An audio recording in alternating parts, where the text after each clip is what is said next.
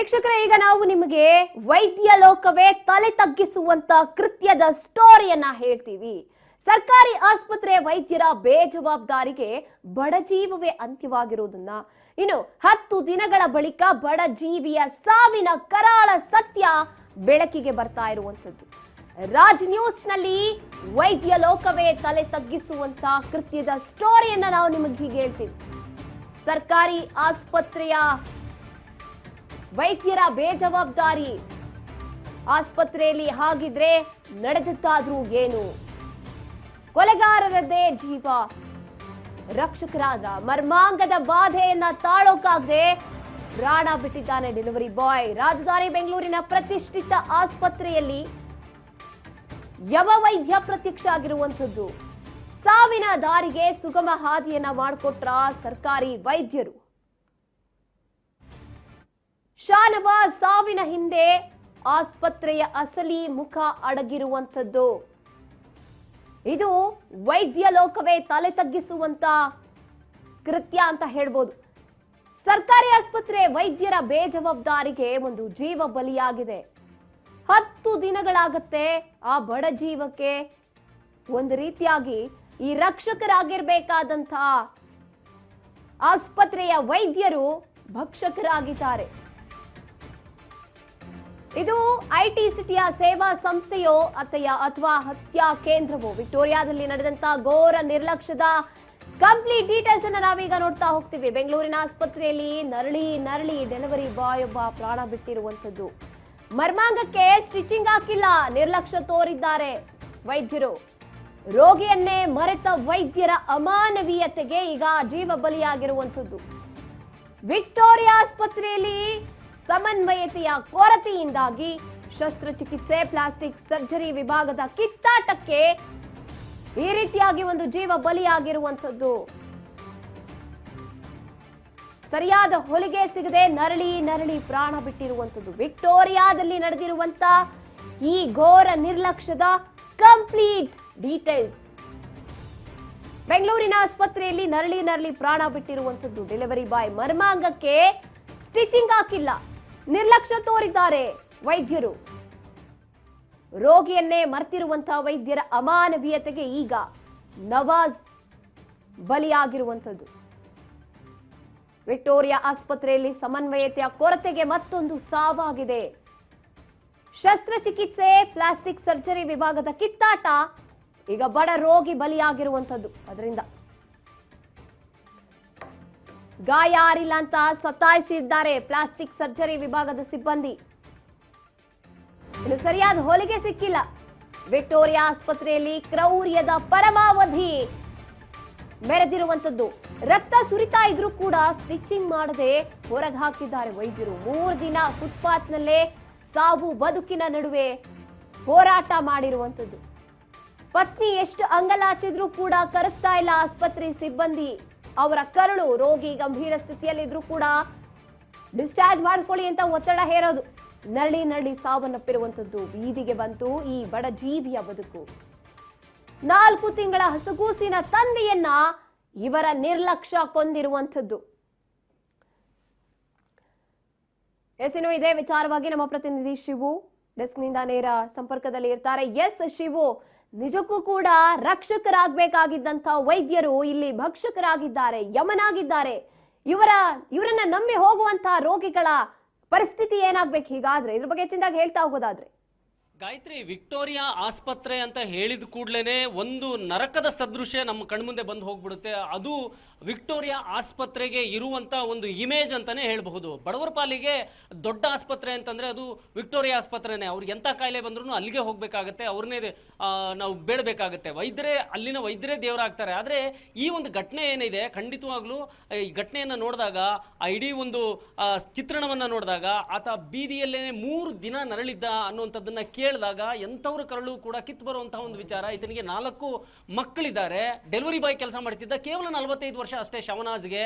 ಆತ ಇದು ಫ್ಯೂರ್ನಿಯಸ್ ಗ್ಯಾಂಗ್ರೀನ್ ಅನ್ನುವಂತಹ ಒಂದು ಅಪರೂಪದ ಕಾಯಿಲೆಯಿಂದ ಬಳಲ್ತಿದ್ದ ಅನ್ನುವಂಥದ್ದು ಡಾಕ್ಟರ್ ಹೇಳಿದ್ದಾರೆ. ಈ ಒಂದು ಕಾಯಿಲೆನ ನಾವು ಪತ್ತೆ ಹಚ್ಚಿದ್ವಿ, ಅದಕ್ಕೆ ನಾವು ಮರ್ಮಾಂಗದ ವೃಷಣಗಳನ್ನು ಆಪರೇಷನ್ ಮಾಡಿದ್ವಿ. ಇದು ಪ್ರೊಸೀಜರ್ ಪ್ರಕಾರನೇ ಮಾಡಿದ್ದಾರೆ. ಪ್ರೊಸೀಜರ್ ಪ್ರಕಾರ ಆಪರೇಷನ್ ಮಾಡಿದ್ಮೇಲೆ ಅಲ್ಲಿರುವಂಥ ಗಡ್ಡೆಯನ್ನು ತೆಗೆದ ಮೇಲೆ ಆ ಗಾಯ ಆರಬೇಕಾಗುತ್ತೆ. ಆ ನಂತರ ಶಸ್ತ್ರಚಿಕಿತ್ಸೆ ಮಾಡಿಸಿದ ನಂತರದಲ್ಲಿ ವೈದ್ಯರು ಪ್ಲಾಸ್ಟಿಕ್ ಸರ್ಜರಿ ಡಿಪಾರ್ಟ್ಮೆಂಟಿಗೆ ಕಳಿಸ್ಬೇಕಾಗುತ್ತೆ. ಆ ಪ್ಲಾಸ್ಟಿಕ್ ಸರ್ಜರಿ ಮಾಡಬೇಕಾದ್ರೂ ಕೂಡ ಆ ಗಾಯ ಆರಬೇಕಾಗುತ್ತೆ, ಇಲ್ಲಾಂದರೆ ಸ್ಟಿಚಿಂಗ್ಸು ಹಾಗೆ ಬಿಚ್ಕೊಂಡು ಬರುತ್ತೆ. ಈ ಒಂದು ಶಸ್ತ್ರಚಿಕಿತ್ಸೆ ಏನಿದೆ, ಆ ಶಸ್ತ್ರಚಿಕಿತ್ಸೆಗೆ ಇಂತಿಷ್ಟೇ ಸಮಯ ತಗೊಳುತ್ತೆ, ತಿಂಗಳಾನ್ಗಟ್ಲೆ ಗಾಯ ವಾಸಿ ಆಗಬೇಕಾಗುತ್ತೆ. ಇದೇ ರೀತಿಯಲ್ಲಿ ಮಾಡಿದ್ದಾರೆ. ಆದರೆ ಅವರನ್ನ ಏನು ಒಳ ಪೇಷಂಟ್ ಆಗಿ ಅಂದರೆ ಇನ್ಪೇಷಂಟ್ ಆಗಿ ಇಟ್ಕೊಂಡು ಟ್ರೀಟ್ ಮಾಡುವಂತಹ ಅವಶ್ಯಕತೆ ಇರಲಿಲ್ಲ. ಆ ಕಾರಣಕ್ಕೆ ಅವ್ರನ್ನ ಡಿಸ್ಚಾರ್ಜ್ ಮಾಡಿರಬಹುದು, ಮನೆಯಲ್ಲೇನೆ ಡ್ರೆಸ್ಸಿಂಗ್ ಮಾಡಿ ಅಂತ ಹೇಳಿರಬಹುದು.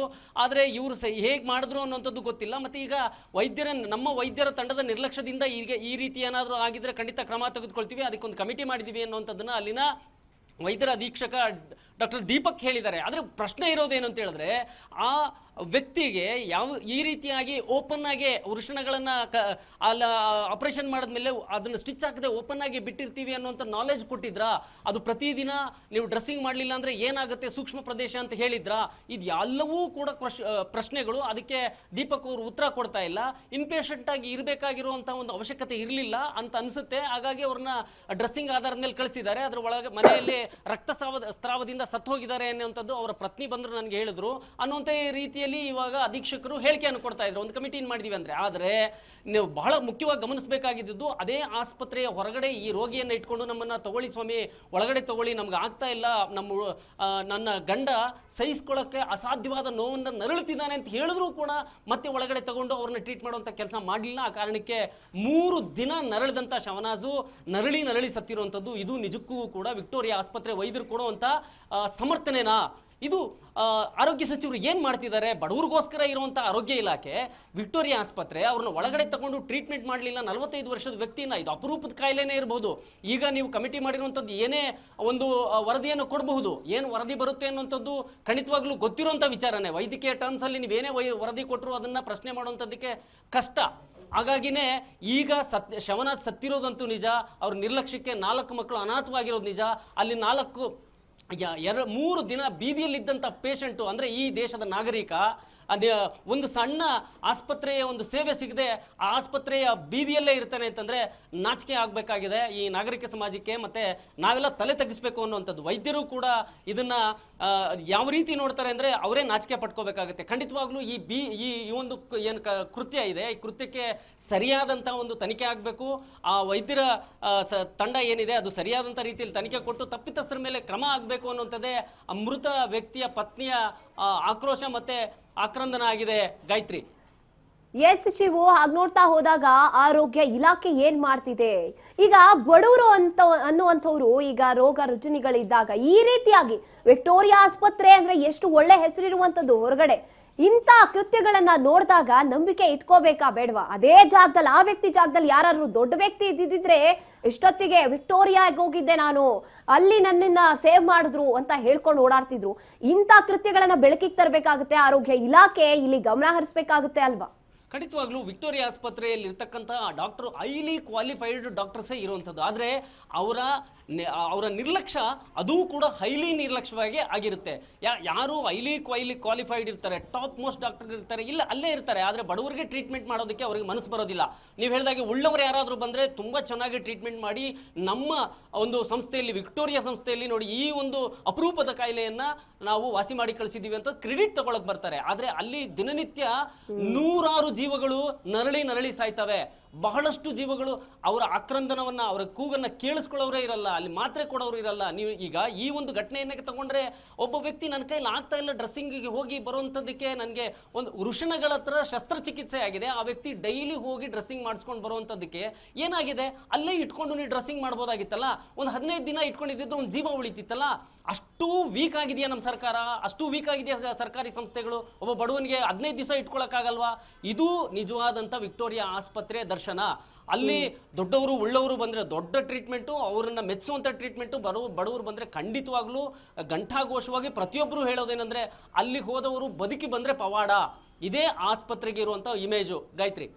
ಎಸ್, ಧನ್ಯವಾದ ಶಿವು ನೇರ ಸಂಪರ್ಕದಲ್ಲಿ ಭಾಗಿಯಾಗಿದ್ದಕ್ಕಾಗಿ. ಎಸ್, ನಾವು ನೋಡ್ತಾ ಹೋದ್ವಿ, ನಿಜಕ್ಕೂ ಕೂಡ ನಾಚಿಕೆ ಆಗ್ಬೇಕು ಇಂಥ ಆಸ್ಪತ್ರೆಯನ್ನ ನಡೆಸ್ತಾ ಇರುವಂತ unfortunate lady. She came to me on 15ನೇ ತಾರೀಕು ಲಾಸ್ಟ್ ವೀಕ್ ಬಂದಿದ್ದು. ಅವರ ಗಂಡನಿಗೆ ನಮ್ಮ ಆಸ್ಪತ್ರೆಯಲ್ಲಿ ಚಿಕಿತ್ಸೆ ಅಡ್ಮಿಟ್ ಮಾಡಿದ್ರು ಅಂತ. ಐ ಥಿಂಕ್ 19ನೇ ತಾರೀಕು ಫೆಬ್ರವರಿಯಲ್ಲಿ ಇವರು ಪೌರ್ನಿಯರ್ ಸ್ಕ್ಯಾನಿಂಗ್ ಅಂತಂದರೆ ಮರ್ಮಾಂಗದ ತೀವ್ರತರವಾದ ಸೀರಿಯಸ್ ಇನ್ಫೆಕ್ಷನ್ ಅದು. ಸೊ ಅದಕ್ಕೆ ಅಡ್ಮಿಟ್ ಆಗಿದ್ರು. ಅದೊಂಥರ ಕಾಂಪ್ಲಿಕೇಟೆಡ್ ಇನ್ಫೆಕ್ಷನ್ ಅದು. ಸೊ ಅದಕ್ಕೆ ನಮ್ಮ ಸರ್ಜರಿ ಡಿಪಾರ್ಟ್ಮೆಂಟಲ್ಲಿ ಮಲ್ಟಿಪಲ್ ಪ್ರೊಸೀಜರ್ಸ್ ಎಲ್ಲ ಮಾಡಿ ಆ ಗಾಯವನ್ನು ಒಂದು ಸಹಪದಿಯಿಂದ ಕಂಟ್ರೋಲಿಗೆ ತೊಗೊಂಡು ಬಂದಿದ್ರು. ಸೊ ಪರಿಣಾಮಕಾರಿಯಾಗಿ ಆಮೇಲೆ ಮತ್ತೊಂದು ಸ್ಟೇಜಲ್ಲಿ ಅವರು ಪ್ಲಾಸ್ಟಿಕ್ ಸರ್ಜರಿ ಡಿಪಾರ್ಟ್ಮೆಂಟಿಂದ ಆ ವೂಂಡ್ ಓಪನ್ ಇರುತ್ತದು, ಆ ವೂಂಡನ್ನು ಕ್ಲೋಸ್ ಮಾಡಲಿಕ್ಕೆ ಪ್ಲಾಸ್ಟಿಕ್ ಸರ್ಜರಿ ಡಿಪಾರ್ಟ್ಮೆಂಟ್ಗೆ ರೆಫರ್ ಮಾಡಿದ್ದಾರೆ. ಪ್ಲಾಸ್ಟಿಕ್ ಸರ್ಜರಿ ಡಿಪಾರ್ಟ್ಮೆಂಟ್ ರೆಫರ್ ಮಾಡಿದ್ಮೇಲೆ ಪ್ಲಾಸ್ಟಿಕ್ ಸರ್ಜನ್ಸ್ ಅವರ ಒಪಿನಿಯನ್ ಪ್ರಕಾರ ಅದು ಆ ಗಾಯ ಇನ್ನೂ ಅಂದರೆ ಕೀವು ಕಡಿಮೆ ಆಗಿದ್ರು ಅದು ಆಪ್ರೇಷನ್ ಮಾಡಿದ್ರೆ ಆ ಹೊಲಿಗೆಗಳು ನಿಲ್ಲುವಷ್ಟು ಹೆಲ್ತಿ ಆಗಿಲ್ಲ ಅಂತ ಹೇಳ್ಬಿಟ್ಟು ಅದನ್ನು ಮನೆಯಲ್ಲೇ ಡ್ರೆಸ್ಸಿಂಗ್ ಔಟ್ ಪೇಷಂಟಲ್ಲೇ ಡ್ರೆಸ್ಸಿಂಗ್ಸ್ ಮಾಡಿಸ್ಕೊಳ್ಳಿಕ್ಕೆ ಅಂತ ಹೇಳಿದ್ದಾರೆ ಅಂತ ಅನಿಸುತ್ತೆ. ಸೊ ಆದ್ದರಿಂದ ಅವರು 3ನೇ ತಾರೀಕು ಡಿಸ್ಚಾರ್ಜ್ ಆಗಿದ್ದಾರೆ. ಈ ಅವ್ರು ನನ್ನ ವರದಿಗಳು ಕೇಶಿಫ್ಟಿ ದಾಖಲೆಗಳ ಪ್ರಕಾರ. ಸೊ 3ನೇ ತಾರೀಕಿಂದ 15ನೇ ತಾರೀಕವರೆಗೂ ಒಂದು 2-3 ಸಲ ಬಂದು ಡ್ರೆಸ್ಸಿಂಗ್ಸ್ಗೆ ಬಂದಿದ್ರು ಅಂತ ಆಪರೇಷನ್ ಕಡೆ ಡ್ರೆಸ್ಸಿಂಗ್ಸ್ ಮಾಡಿಸ್ಕೊಂಡಿದ್ದಾರೆ ಅಂತ ಅವರು ಹೇಳಿದ್ದಾರೆ.